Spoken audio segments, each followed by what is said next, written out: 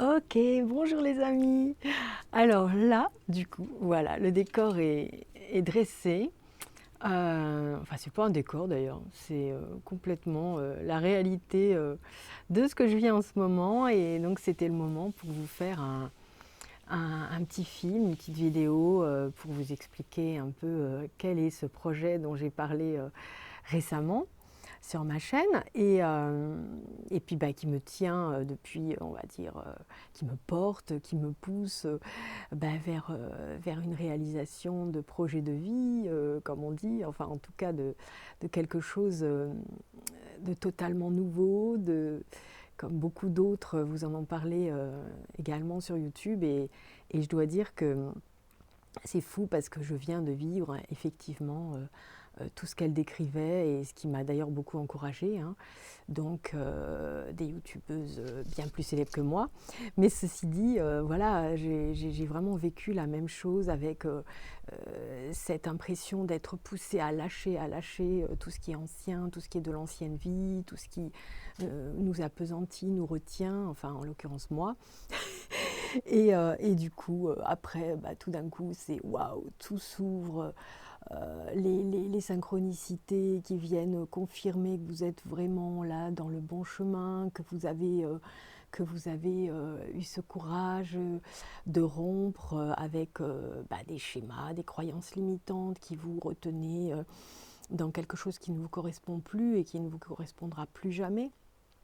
Et on se dit à ce moment-là, waouh, on respire, on prend la bouffée d'oxygène, on est là comme je vous avais décrit la scène dans Avatar, là quand enfin on ose aller chevaucher ce dragon qui, selon moi d'ailleurs, n'est autre qu'une métaphore de son moi supérieur que l'on ose enfin, avec lequel on ose enfin faire corps. Et du coup, voilà, quoi, c'est l'envol, c'est la beauté de ce qu'on peut voir en volant, comme ça, en planant, comme on ne l'a jamais fait, à condition de faire alliance avec cette partie de nous indicible, intangible, qu'on a mis tant de temps d'abord à ensevelir quelque part sous une carapace et puis ensuite à laisser enfin émerger, se déployer quand on a osé, parfois très douloureusement, hein, comme vous vous en doutez, on a osé enlever les couches et les couches qui empêchaient qu'il ait véritablement, qu'il puisse prendre sa pleine puissance avec nous le plus souvent possible avec cette unité, de l'impression comme de faire corps, quoi, vraiment avec cet intangible qui est notre je suis, la présence à soi. Et donc quand on fait ce choix, c'est vraiment la joie, c'est vraiment des découvertes, des opportunités de rencontres, de dates qui se mettent en place comme de manière magique, quoi. Et là, c'est ce qui s'est passé. Donc ce projet qui est un projet, comme je l'appelle, mon projet du Sud, parce que c'est dans le Sud, dans un endroit du Haut-Languedoc, dans ce parc régional où il y a encore tant d'authenticité, tant de beauté, que l'on peut respirer à chaque pas, que l'on peut voir, goûter. Et donc là, je suis là-bas. Je suis là-bas grâce à quelqu'un qui m'accueille, qui est très cher à mon cœur, qui est mon frère. Donc on a toujours été complices dans l'enfance contre l'adversité. C'est comme ça que je l'entends. Et du coup, là, voilà, à cette orée d'un nouveau cycle pour mon existence, eh bien, il est là. Alors ce projet, euh, si vous voulez, c'est vraiment l'idée qui m'est venue en réalité au moment où tout s'effondrait un peu dans ma vie, où tout est tombé on va dire, en pièces de puzzle détachées, complètement incohérentes, mais avec toujours bien sûr ce sentiment d'être poussé quand même, hein, par des guides, par des présences qui vous aident à quand même réaliser ce parcours Et là, c'est surtout au moment du confinement, de toute cette histoire Covid, avec des personnes qui ont quand même été, et qui sont encore évidemment pour nous des éclaireurs, comme je l'avais déjà cité, mais bon, Louis Fouché, Philippe Guillemant, etc. Bon, après, j'ai aussi, je vais citer aussi quelque chose qu'avait dit dans un discours Ariane Biran, parce qu'il s'agit de réaliser un projet d'envergure, tout simplement de soins. Et donc pour cela, je voulais acheter un endroit.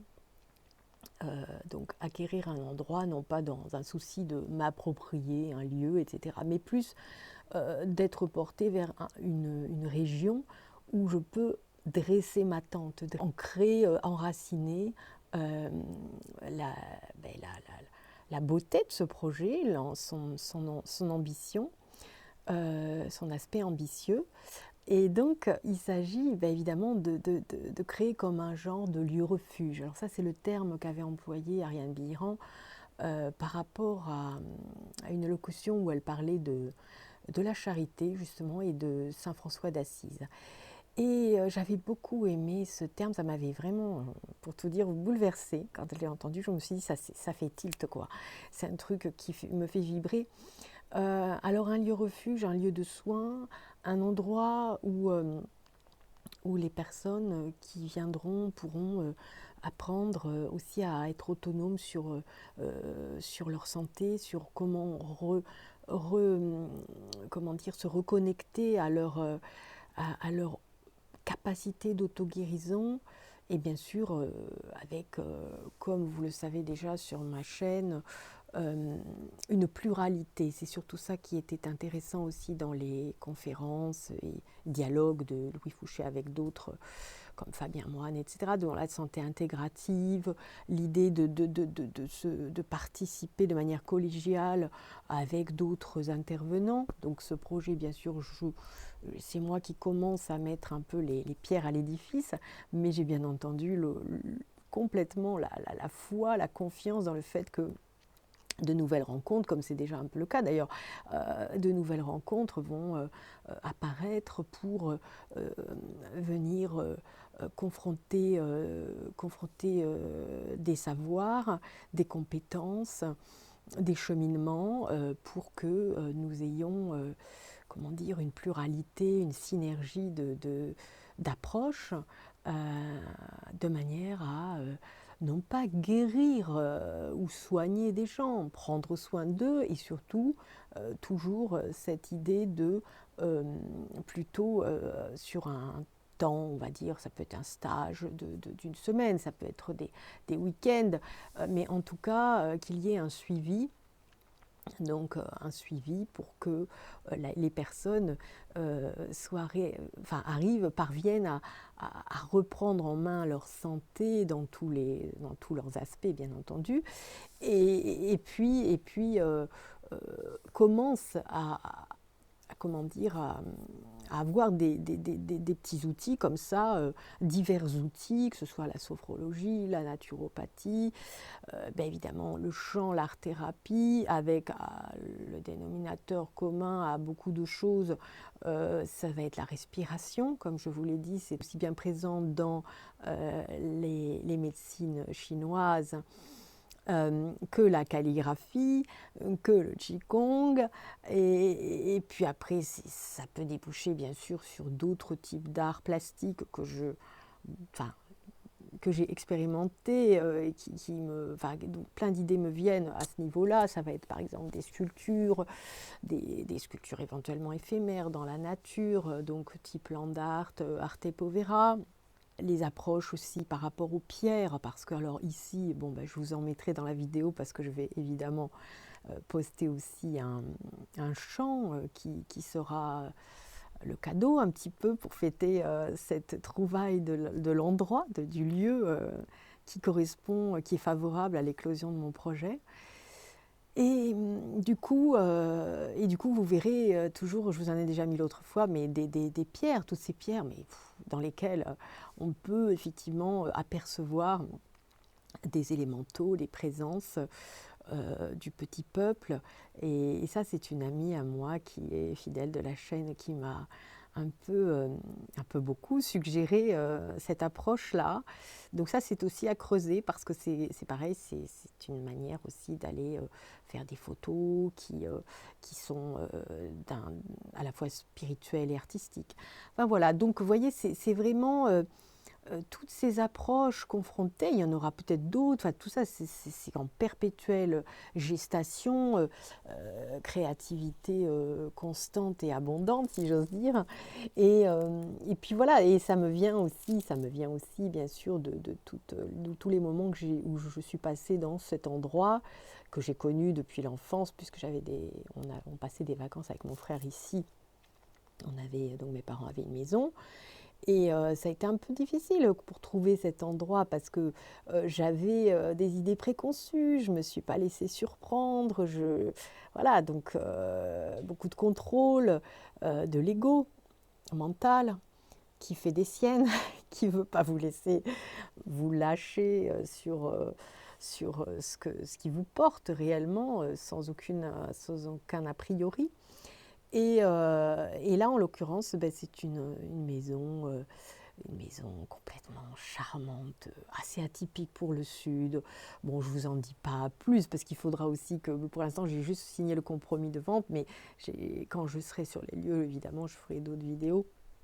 Donc un jardin, bon voilà, un jardin complètement incroyable pour la région, avec un puits qui plonge à 22 mètres de profondeur, donc du coup abondance de fruits.